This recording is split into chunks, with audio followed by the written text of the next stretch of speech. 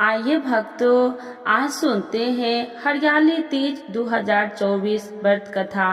तो एक बार बोलिए प्रेम से शिव जी की जय, माता पार्वती की जय, गौरी पुत्र गणेश भगवान की जय। हिंदू पंचांग के अनुसार हर साल सावन मास के शुक्ल पक्ष की तृतीया तिथि को हरियाली तीज का पर्व मनाते हैं। सावन मास में पड़ने के कारण इसे सार्वजनिक तीज भी कहा जाता है।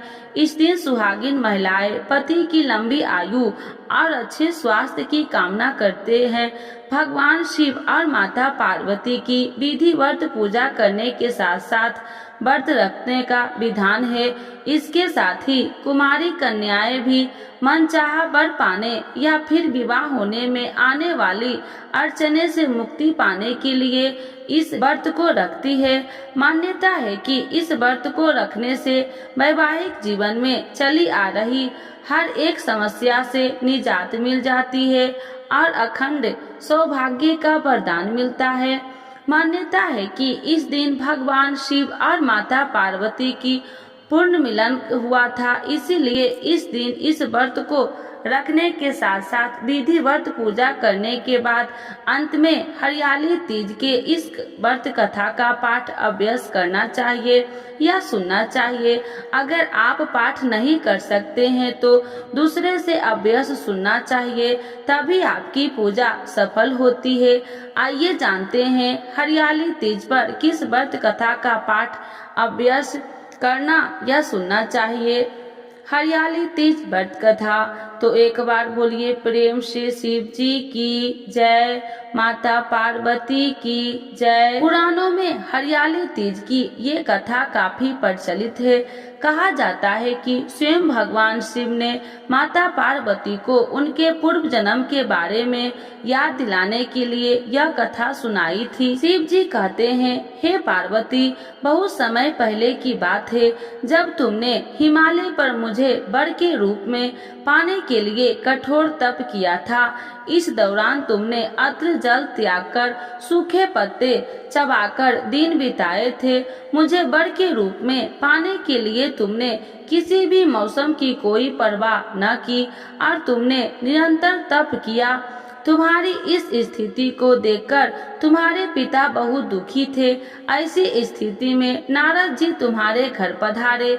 जब तुम्हारे पिता ने नारद जी से उनके आगमन का कारण पूछा तो नारद जी बोले, हे गिरिराज, मैं भगवान विष्णु के भेजने पर यहाँ आया हूँ।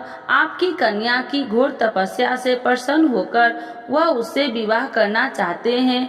इस बारे में मैं आपकी राय जानना चाहता हूँ। नारद जी की बात सुनकर पर्वतराज अति प्रसन्न के साथ बोले, हे नारद जी, यदि स्वयं भगवान विष्णु मेरी कन्या से विवाह करना चाहते हैं तो इससे बड़ी कोई बात नहीं हो सकती।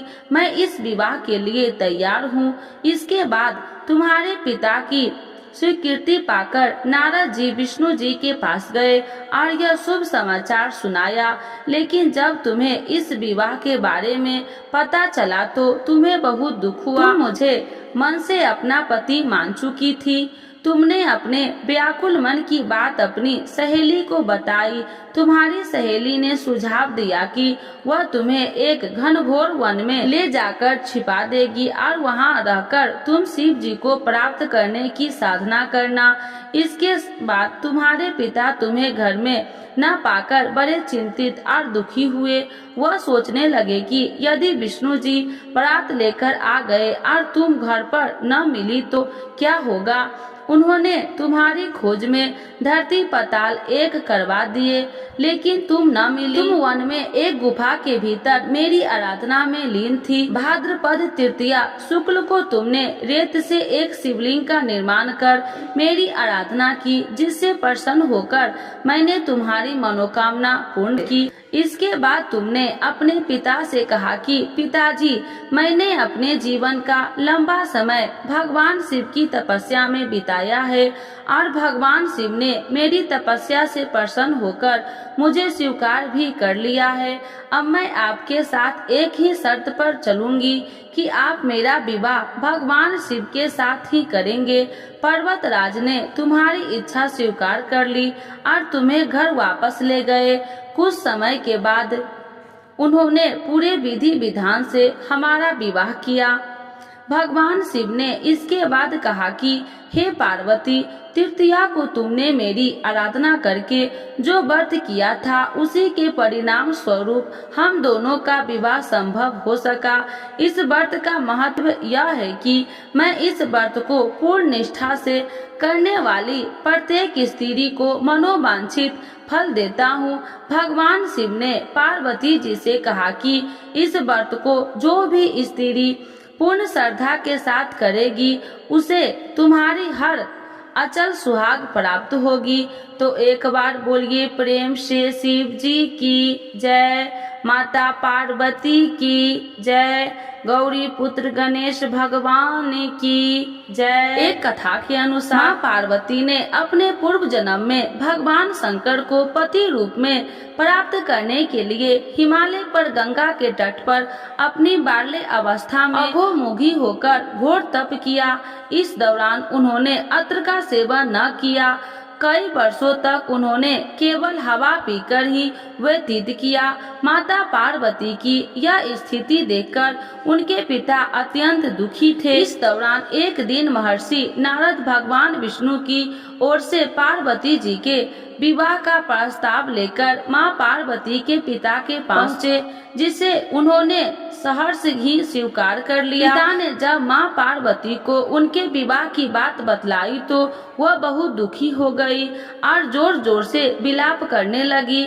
फिर एक सखी के पूछने पर माता ने उसे बताया कि वह यह कठोर व्रत भगवान शिव को पति रूप में प्राप्त करने के लिए कर रही है, जबकि उनके पिता उनका विवाह विष्णु से करवाना चाहते हैं।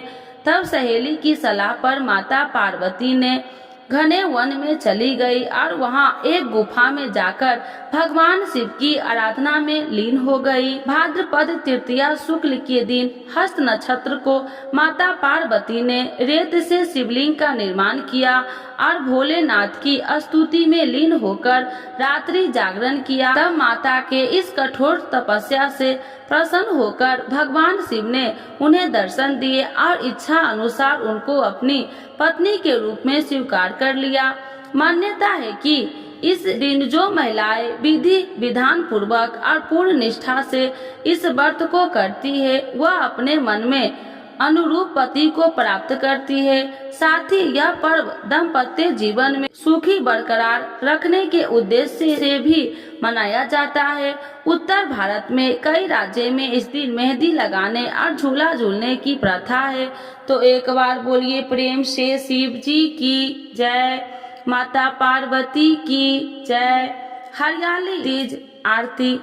ओम जय शिव ओमकारा, स्वामी जय शिव ओमकारा, ब्रह्मा विष्णु सदा शिव, ब्रह्मा विष्णु सदा शिव, अर्धांगी धारा।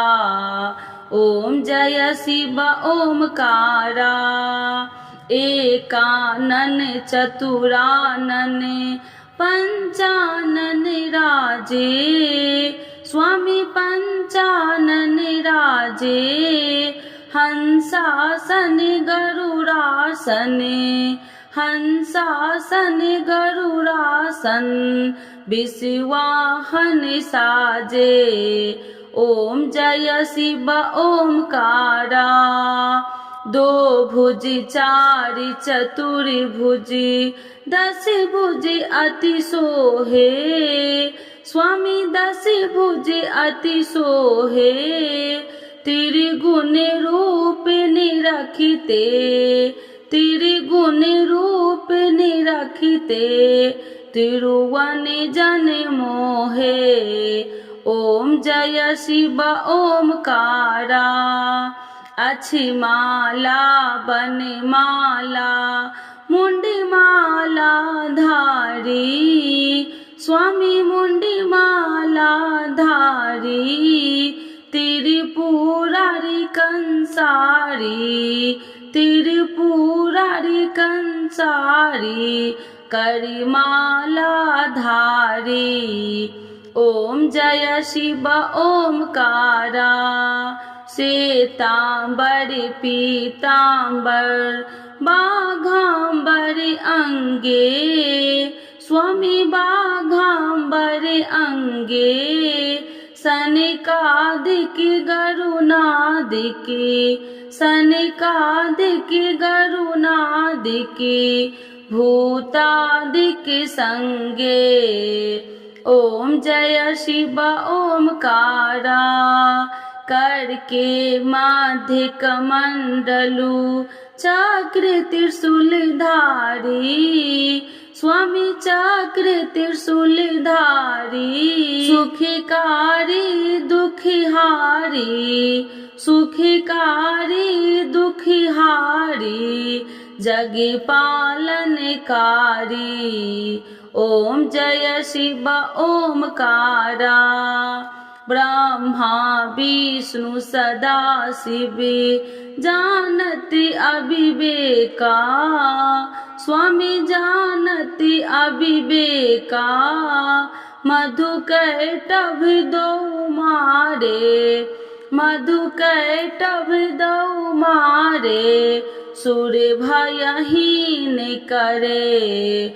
ओम जय शिव ओमकारा, लक्ष्मी व सावित्री पार्वती संगा, स्वामी पार्वती संगा, पार्वती अर्धंगी, पार्वती अर्धंगी, शिव लहरी गंगा।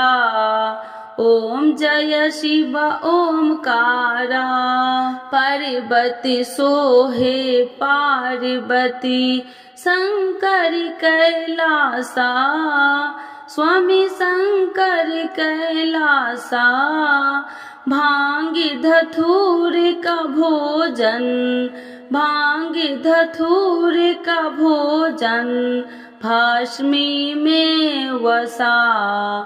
ओम जय शिव ओमकारा, जटा में गंगा बहती है, गले मुंडन माला, स्वामी गले मुंडन माला, शेष नागिल पिटावती, शेष नागिल पिटावती, ओढ़त मृग छाला।